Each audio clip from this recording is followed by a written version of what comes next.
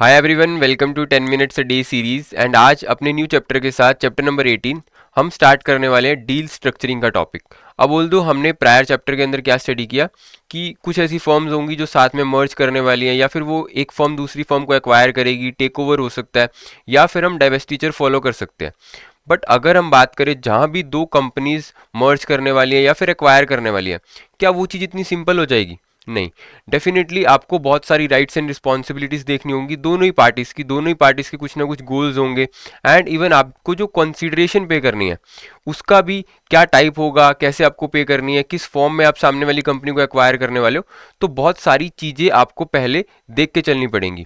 यही चीज किसको रिप्रेजेंट करती है? डील स्ट्रक्चरिंग को। क्योंकि एक एग्रीमेंट होना बहुत जरूरी है दोनों पार्टीज के बीच में, जहां पर उनकी सारी राइट्स एंड रिस्पॉन्सिबिलिटीज मेंशन्ड हो, ताकि जो भी प्रोसेस होने वाला है, चाहे वो मर्जर है, चाहे वो एक्विजिशन है, चाहे वो टेक ओवर है, वो एक स्मूथ फ्लो के अंदर हो पाए।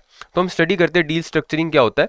An agreement between two parties, दोनों पार्टीज जो एक एक्वायरर है एंड जो टारगेट फर्म है जिसको हम एक्वायर करना चाहते हैं, उनके राइट्स एंड जो भी ऑब्लिगेशंस हैं वो जिस एग्रीमेंट में मेंशन होते हैं उसको हम क्या बोलते हैं? Deal structure. एंड ये जो फॉर्मेशन का प्रोसेस होगा जहां पर हम सारी चीजें मेंशन कर रहे होंगे, the procedure that leads to the formation of this agreement, जिस भी प्रोसीजर के थ्रू ये एग्रीमेंट फॉर्म होने वाला है, जो भी राइट्स एंड ऑब्लिगेशंस, कंसीडरेशंस आप कैसे फाइनेंस करने वाले हो, उसको हम क्या बोलेंगे? डील स्ट्रक्चरिंग का प्रोसेस। अब डील स्ट्रक्चरिंग के प्रोसेस में क्या क्या चीजें आएंगी? सबसे पहले तो आपको ये देखना है कि रिस्क कैसे डिस्ट्रीब्यूट होने वाला है। क्योंकि जब एक फर्म दूसरी फर्म को एक्वायर कर रही है तो वो सिर्फ उसके एसेट्स नहीं लेगी, उसकी लाइबिलिटीज को भी वो कंसिडर करेगी। Means extend to which the acquiring company, जो भी हमारी एक्वायरिंग कंपनी है जो किसी फर्म को एक्वायर करने वाली है, टेक्स ऑन द लाइबिलिटीज, वो कितनी लाइबिलिटीज लेने वाली है टारगेट ऑर्गेनाइजेशन की, उसको हम क्या बोलते हैं कि वो कितना रिस्क शेयर करेगी। एसेट्स तो वो सभी एक्वायर करेगी, बट वो कितनी लाइबिलिटीज उसके पार्ट पे लेने वाली है, वो उसका रिस्क शेयरिंग हो जाएगा। एंड साथ ही साथ डी स्ट्रक्चरिंग के प्रोसेस में सबसे मेन चीज क्या है कि आपकी जो भी राइट्स एंड रिस्पॉन्सिबिलिटीज है, ऑब्लिगेशन है, वो एक क्लियर एंड कंसाइज मैनर में मैंशन होनी चाहिए, ताकि वो प्रोसेस जो है वो स्मूथली फ्लो के साथ हो सके।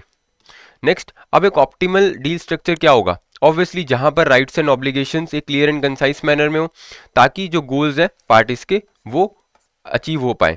नेक्स्ट, बट अगर हम सोचे तो यहाँ पर ये चीज़ पॉसिबल नहीं हो पाएगी, क्योंकि एक्सेप्शनली डिफिकल्ट है।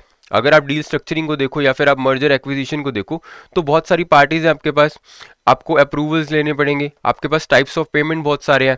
आप कैश के अंदर पेमेंट कर सकते हो, स्टॉक के अंदर कर सकते हो, मिक्स्ड कर सकते हो, साथ ही साथ बहुत सारे सोर्सेज ऑफ फाइनेंसिंग आपके पास है।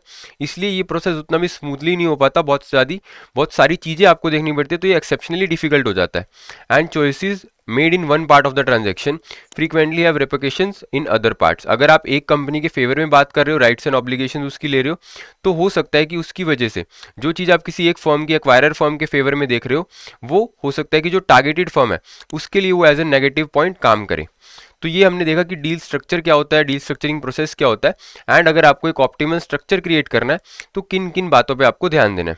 नेक्स्ट, अब ये जो टॉपिक है form of acquisition vehicle and post closing organisation, नाम से हो सकता है डिफिकल्ट लगेगा, बट ट्रस्ट में बहुत सिंपल टॉपिक है। एक्विजिशन व्हीकल उस व्हीकल को रिप्रेजेंट करता है, या फिर हम एक फॉर्म को एक्वायर करने वाले हैं तो किस टाइप से या फिर क्या फॉर्म होगा उसका, क्या लीगल एंटिटी होगी जिस फॉर्म के थ्रू हम उसको एक्वायर करने वाले हैं। जैसे फॉर एग्जांपल आज अगर आपका एक बिजनेस चल रहा है एंड आप एक घर खरीदना चाहते हो, तो अब आप ये डिसाइड करोगे सबसे पहले कि वो घर आपको अपने नाम पे लेना है या फिर आपको वो बिजनेस के नाम पे लेना है। तो ये आपने एक्विजिशन व्हीकल डिसाइड किया कि वो घर आपको किस फॉर्म के अंदर लेना है। तो यही चीज एक्विजिशन व्हीकल डिनोट करता है the cost and level of formality involve in the organisation. आपका जो भी स्ट्रक्चर होने वाला है, जो भी लीगल फॉर्म में आप उसको एक्वायर करने वाले हो, उस पर बहुत ज्यादा डिफरेंस क्रिएट हो सकता है कि आप वो खुद के नाम पे ले रहे हो या घर बिजनेस के नाम पे ले रहे हो।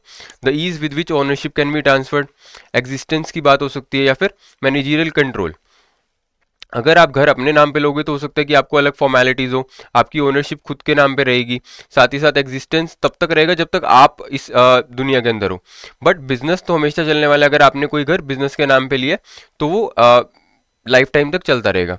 द कन्वीनियंस, अर्निंग्स अलग हो सकती है, स्कोप अलग हो सकता है, दोनों के टैक्सेशन में फ़र्क हो सकता है। अगर आप एक एक्विजिशन कंपनी टारगेट कंपनी को एक्वायर कर रही है तो वो किस फॉर्म के अंदर उसको कर रही है, वो पार्टनरशिप हो सकती है, एलएलपी हो सकती है, वो कंपनी हो सकती है, सबके टैक्सेशन अलग अलग है, तो इससे बहुत बड़ा डिफरेंस क्रिएट होता है। एंड पोस्ट क्लोजिंग ऑर्गेनाइजेशन होता है कि आफ्टर आपने एक कंपनी को एक्वायर कर लिया या फिर एक फॉर्म को एक्वायर कर लिया, उसके बाद आपको क्या स्टेप्स लेने हैं उसको ऑर्गेनाइज करने के लिए। The buyer must consider a variety of factors including उसका रिस्क, उसकी financing, taxation control, depending on the legal entity जो भी आप यूज़ करने वाले हो। अगर आप चूज़ करते हो right organisation, we may be able to lessen the impact of potential risk. अगर आप एक्विजिशन व्हीकल सही से करते हो एंड पोस्ट क्लोजिंग ऑर्गेनाइजेशन सही से करते हो, उसको ऑर्गेनाइज करते हो, तो आप क्या कर पाओगे, रिड्यूस कर पाओगे आपका जो भी पोटेंशियल रिस्क है। साथ ही साथ आपका स्कोप इंक्रीज होगा अवेलेबल फाइनेंसिंग ऑप्शंस का, एंड जो total amount that will be spend on the acquisition वो रिड्यूस हो जाएगा। तो ये हमने देखा कि एक्विजिशन व्हीकल क्या होता है, पोस्ट क्लोजिंग ऑर्गेनाइजेशन क्या होता है। हमें सिर्फ ये याद रखना है कि एक्विजिशन व्हीकल एक लीगल फॉर्म या एंटिटी है जिसमें जिस फॉर्म में या फिर जिस स्ट्रक्चर के थ्रू हम किसी फॉर्म को एक्वायर करने वाले हैं। नेक्स्ट कंसेप्ट चेक का question, what is a deal structure. The process of negotiating a merger या फिर एक्विजिशन को हम डील स्ट्रक्चर कहते हैं, या फिर ये एक एग्रीमेंट है दो पार्टीज के बीच में जो उनके राइट्स और एब्लिगेशंस को बताता है। The financial terms of a merger या फिर acquisition, the legal documents required for a merger या फिर एक्विजिशन। जो भी आंसर आपको लगता है correct, you can comment down. I hope कि बहुत सिंपल एमसीक्यू है, आप डेफिनेटली बहुत इजीली सॉल्व कर पाओगे। Thank you so much.